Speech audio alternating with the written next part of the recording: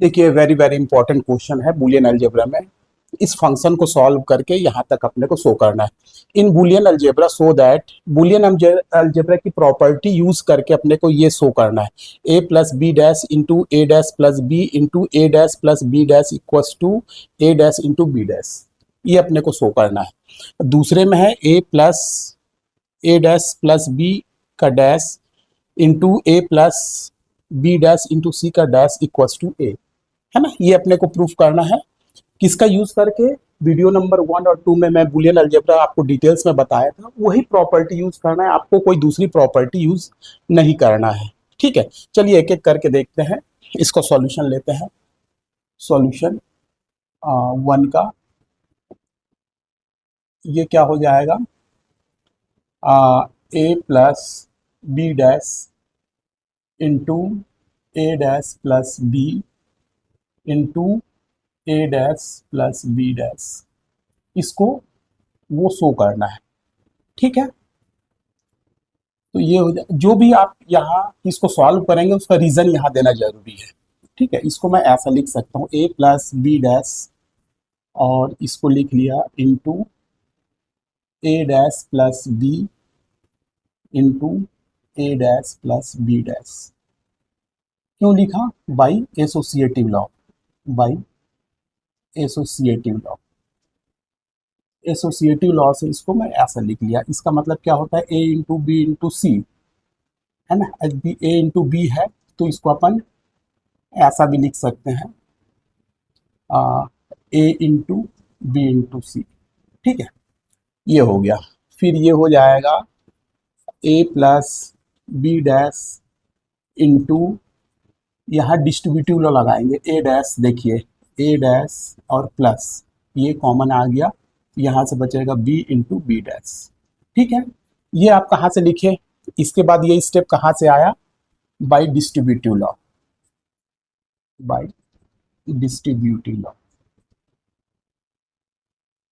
है ना। Distributive law आप इसको डिस्ट्रीब्यूट करेंगे फिर यही आपको मिल जाएगा। ठीक है, ऐसे जस्ट कॉमन लेने के टाइप का ही रहता है। A plus B, A plus A dash plus B, A dash plus B को कॉमन निकाल लिए और यहाँ जो बचा बी इंटू बी डैश, है ना। ऐसे डिस्ट्रीब्यूटिव लॉ लगाते हैं तो ये हो जाएगा। वैसे आपको कॉमन लेने की जरूरत नहीं है, डिस्ट्रीब्यूटिव लॉ बोलते हैं, ऐसे कॉमन लेकर के नहीं बनाएंगे, डिस्ट्रीब्यूटिव लॉ का यूज करके बना रहा हूँ। ठीक है, तो ये हो जाएगा ए प्लस बी डैश और ये हो जाएगा आपका इंटू ए डैश प्लस, ये जीरो हो जाएगा। क्यों, क्योंकि ए इंटू ए डैश बराबर जीरो होता है। ठीक है, तो ये हो जाएगा ए plus B dash into A dash. क्यों, क्योंकि ए प्लस जीरो, किसी भी एलिमेंट में जीरो को प्लस करेंगे तो ए ही आता है। ठीक है, तो ये हो गया। अब इसको मैं कॉम्यूटेटिव लॉ लगा दे रहा हूँ, ए डैश ए प्लस बी डैश, इसको मैं इधर ले आया, साइड चेंज कर लिया ताकि डिस्ट्रीब्यूटिव लॉ लगा सकूं। ये ऐसा क्यों लिखा, कॉम्यूटेटिव लॉ से। कॉम्यूटेटिव लॉ, हर स्टेप में आपको रीजन देना जरूरी है। यदि आप किसी स्टेप को चेंज करते हैं तो क्यों कर रहे हैं उसका रीजन देना आपको जरूरी है। यहाँ डिस्ट्रीब्यूटिव लॉ लगाऊंगा, देखिए ए डैश इंटू ए हो जाएगा प्लस ए डैश इंटू बी डैश, ऐसा हो जाएगा। ठीक है, तो ये मिलेगा आपको, यहाँ डिस्ट्रीब्यूटिव लगाओ by distributive law, distributive law से ये हो जाएगा। ठीक है, अब ए इंटू ए डैश ये हो गया जीरो प्लस ए डैश इंटू बी डैश। ठीक है, अब ये जीरो क्या है, identity element, zero plus A is equal to A, है ना, वही एलिमेंट आएगा तो ये आ जाएगा A dash into B dash. ठीक है, ये आपको प्रूफ करना था, यही आपने प्रूफ कर लिया। ठीक है, तो पहला का आप प्रूफ देख लीजिए। यदि कहीं कोई प्रॉब्लम हो तो आप कमेंट करके जरूर पूछेंगे। ठीक है, और जहां जहां आप स्टेप चेंज कर रहे हैं, कुछ सॉल्यूशन दे रहे हैं, तो उसका प्रॉपर वे में बूलियन अलजेब्रा का लॉजिक देंगे कि आपने किस रूल से ये किया है। क्लियर है, चलिए अब सेकेंड प्रॉब्लम को देखते हैं। देखिए सेकेंड प्रॉब्लम को लेकर के चलते हैं। इसमें क्या है, अपने को a plus A dash plus B का डैश और इंटू ए प्लस बी डैश इंटू सी का dash equals to a proof करना है, ठीक है। तो यहाँ मैं कैसे कर रहा हूँ, देखिए यहाँ डिमॉर्गन लॉ यूज कर रहा हूँ, तो ये हो जाएगा ए प्लस ए डैश का डैश ये इंटू बी डैश हो जाएगा, ठीक है। डिमॉर्गन लॉ से यहाँ we know that a plus B dash equals to A dash into B dash, ये वाले फॉर्मूले से ये हो जाएगा, ठीक है। इंटू ये क्या हो जाएगा ए प्लस यहाँ डिमॉर्गन लॉ लगाएंगे तो ये क्या हो जाएगा A into B dash is equals to A dash plus B dash, ऐसा होगा। ये हो जाएगा बी डैश का डैश प्लस सी डैश, ऐसा हो जाएगा ये डिमॉर्गन लॉ से, बाय डिमॉर्गन लॉ। ऐसा लिख करके आप दोनों फॉर्मूला को लिख सकते हैं बाय डिमॉर्गन लॉ, ये हो गया, ठीक है। अब ये हो जाएगा ए प्लस ए डैश का डैश कितना होता है ए इंटू बी डैश, ठीक है।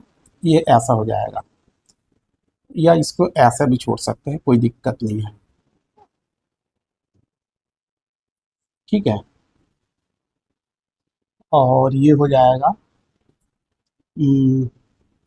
A plus B plus C dash, यहाँ कौन सा रूल लगेगा ए डैश का dash equals to involution rule equals to A आएगा, ठीक है। यहाँ एक वेरी वेरी इंपॉर्टेंट रूल लग रहा है, वेरी वेरी इंपॉर्टेंट रूल लगेगा इसमें। ये होता है A plus A into B equals to A, B absorb हो जाता है, एब्जॉर्प्शन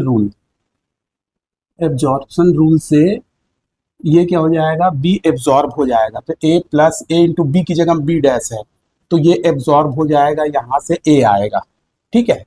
ये वाला आप याद रखेंगे A plus A into B equals to A होता है ना, ये एब्जॉर्ब हो जाता है एब्जॉर्प्शन लॉ से।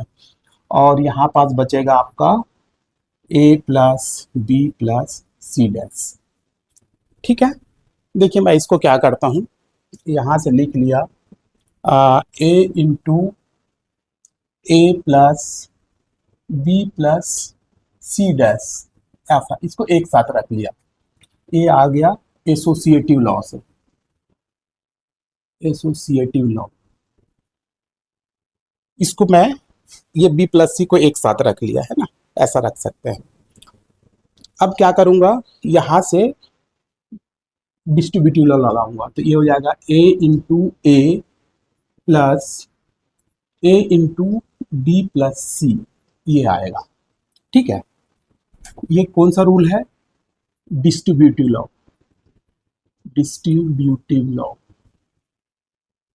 डिस्ट्रीब्यूटिव लॉ से ये ऐसा हो जाएगा, ठीक है। अब देखिए ए इंटू ए क्या हो जाएगा ए प्लस ए और इंटू बी प्लस सी, ये हो जाएगा, ठीक है। अब यहाँ एक वेरी वेरी इंपॉर्टेंट रूल काम करेगा, देखिए यहाँ से एक रूल है एब्जॉर्प्शन लॉ, अभी अपन यूज किए हैं A plus A into B equals to A होता है, बी एब्जॉर्ब हो जाता है, तो A plus A into B की जगह में पूरा एलिमेंट मानिए A plus A into B, B absorb होकर इसकी वैल्यू ए आ जाती है, तो A plus A into B की जगह में पूरा एलिमेंट मानिए तो ये पूरा एब्जॉर्ब हो जाएगा, इसका रिजल्ट आ जाएगा ए। आपको यही प्रूफ करना था, ठीक है। तो ऐसे ऐसे क्वेश्चन मैं एग्जाम्पल के तौर पे आपको बताया हूँ, बहुत सारे क्वेश्चन का आप बुक से प्रैक्टिस कर लेंगे तो आप स्विचिंग एंड सर्किट वाले प्रॉब्लम को बहुत आसानी के साथ सॉल्व कर सकते हैं, और ऐसे जितने भी प्रॉब्लम है आप उसको आसानी से सॉल्व कर सकते हैं। बस आपको बुलियन अलजेब्रा की पूरी प्रॉपर्टी याद होनी चाहिए, ठीक है। उस प्रॉपर्टी के आधार पर आप इसको प्रूफ कर लेंगे। मेरे ख्याल से ये समझ में आ गया होगा। यदि इसमें कोई भी प्रॉब्लम होगा तो आप मेरे को कमेंट करके जरूर पूछेंगे, मैं उसको क्लियर करने की कोशिश करूंगा। Thank you very much.